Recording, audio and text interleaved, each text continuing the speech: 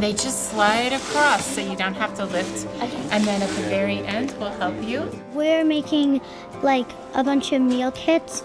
Everyone donated some food and we're making a bunch of meal kits. We want to do a service project. Our counselor, Mrs. Fay, Laura Fay, was crucial to get the food pantry here and get this idea started. So this one's done. How many do you have here? We were tasked to get as many meal kits for chili as we can, and we were able to create 85 meal kits that are just one pot of chili with 8 cans and getting them to our Blue Valley Food Pantry. Means everything. The food is wonderful here, and we're happy that the patrons get to shop and choose what they want, but so often they take these and like, this is dinner tonight. You know, it's hard. It's just hard. Life is hard sometimes, and like, this is great because I know what I'm feeding my family for dinner, so it's wonderful. We've had it done a couple times before, nothing quite like this, where it's in the smaller groups and everybody got to have ownership.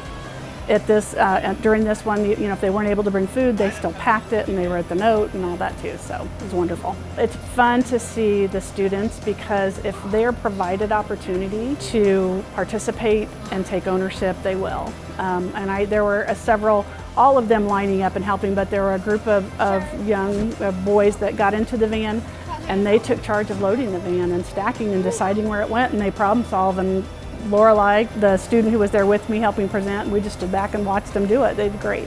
I mean, it just feels great to give back to our community. Food scarcity is a real issue, and it's just something that we were able to help out with today. But it was also fun to see the kids smiling and having fun doing it too. This one's the last one. I hope they feel really happy and glad that they have food.